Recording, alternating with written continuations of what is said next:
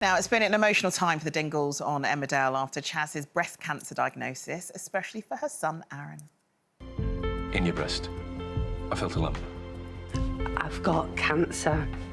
You got anything to say to you, Mother? Aaron. Of course he hasn't. You coward.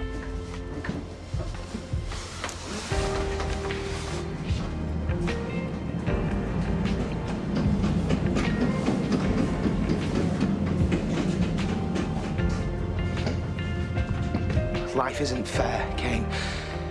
It's rubbish. Come on.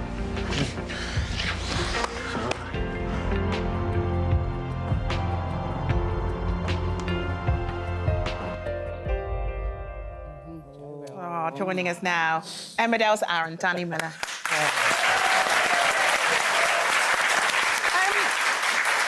I mean, just watching back all those clips is emotional enough. I know that viewers have found the entire journey really emotional. What has it been like for you and the cast to film this storyline?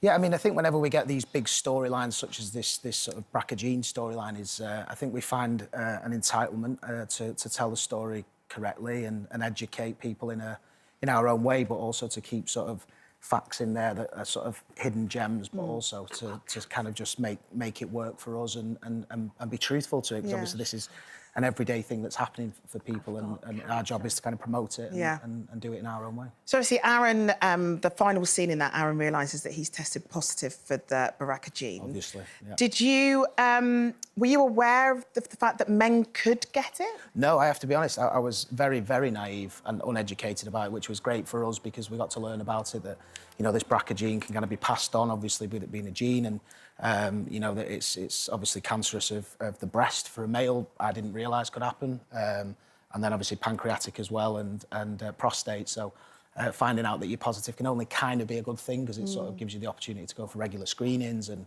regular sort of checkups with the doctors, and they can sort of talk you through, even counsel you through it. So it's amazing for us as the cast, but acting-wise, it's great to be able to shed a bit of light on it. And it's been quite an education for you as well, because we were talking about earlier, because cancer hasn't touched your family, has it? And we were talking earlier, and you were really surprised by that. Yeah, I was, because it's 1 in 4 people now, I think, that are affected by it. No, I think we're just kind of one of those lucky families. I know a lot of people that have been touched by it, and you know, a friend of mine who was a producer of Emmerdale, he died very quickly from it. So I've had an effect outside of the family as such, but you know, I think anybody that, you know, is friends or family members of someone who's suffered with it knows how of a daunting, horrible time it can be.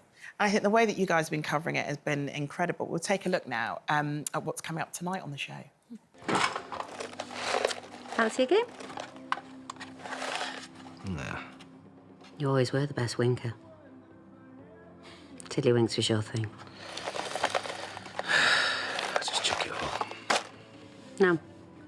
No, I won't. Right, I know what you're doing now. You know, don't you? Yeah, I know.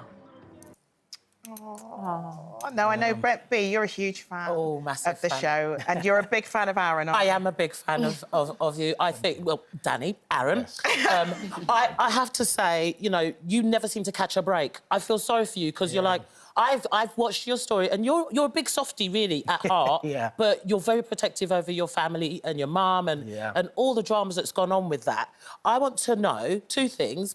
How do you make yourself happy? What do you do? We've been speaking about that earlier, because everybody thinks you're probably miserable, but you're not. No, I'm actually all right. I know you're not. But also, is Rob Ron going to happen? Wow, 2 big questions. Well, first of all, I think, you know, I was saying before, I think family for me has changed my life, and that's a reason to go home and to forget your worries regardless, and kind of put your focus on there. So that's kind of a way that I switch off from it, and I keep myself happy-ish. But yeah, the Rob Ron thing, I mean, look, you know, for me as an actor, I mean, financially more than anything, I'll be honest, but Ryan coming back as Robert would be great. But, you know, I know he's got a young family himself, and he's off doing bits and bobs himself, so maybe one day we'll be able to tempt him back, but not anything imminent, shall we say. OK.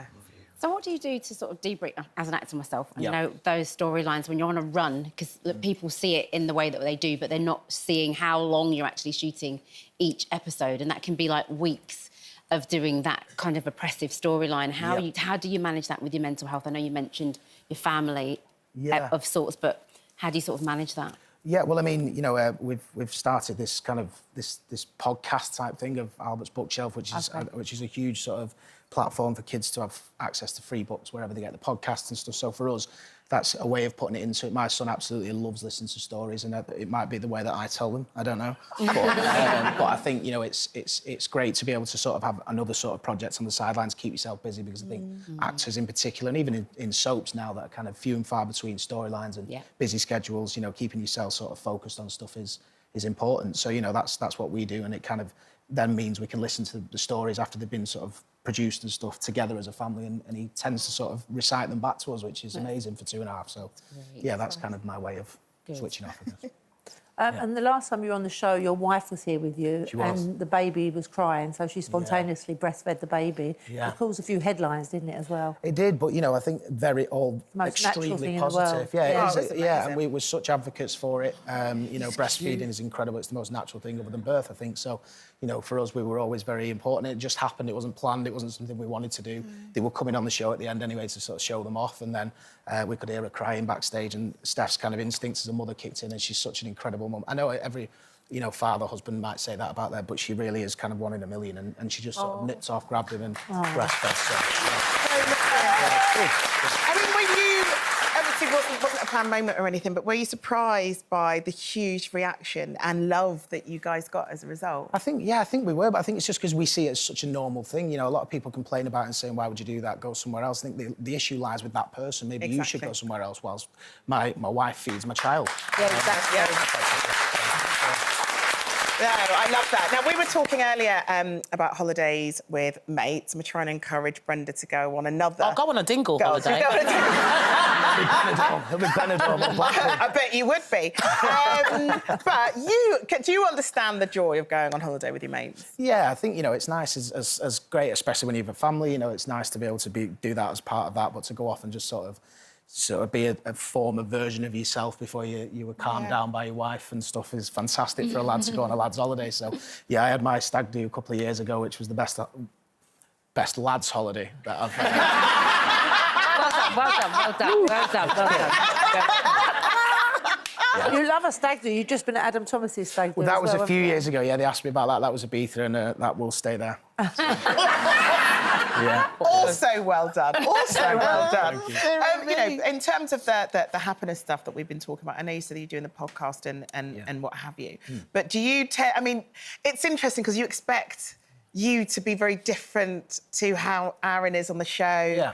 And then you kind of walk in and you are such a bright person. Oh, thank you. And I just think you're someone that radiates a lot of joy. Oh, wow. Is that done... Do you think that's done on purpose, to keep yourself happy? I think, you know, there's a bit there. I wouldn't want to come and sit here and just answer yes and no and say, yeah, it's great, I love my job. It happens, though. Yeah, I can imagine. But there's part of me that, you know, wants to sort of portray the best version of myself, and I think this is the best version of myself, and I like people to see that, because especially when you watch so many sort of dark stories with Aaron and Emmerdale's Aaron, I guess it's... People do perceive you in that way, because if you don't do TV shows like this, a lot of people only see you on that, and that's the perception of you, so it's nice to come and sort of say, I'm not that bad, I'm not that miserable. And do you think that joy and happiness has become even deeper then when you became a father? Oh, absolutely. I mean, it's life-changing. It really is. And everybody said it to me, and I was like, all right, yeah, I get it. But you have one, and then two comes along, and suddenly you go, it's stressful, there's no doubt about it. But, you know, in particular for me, it was always something that I wanted to do. And, you know, I think it's just finding that right person who kind of wanted that as well, and all the kind of struggles we went through it to have these two beautiful children at the end of it, and hopefully some more in the future. Who knows that... You know, it's always, that's she told me to say that. More in the future. I hope you heard that, Steph. Thanks very much for coming in. There we go, Danny Miller.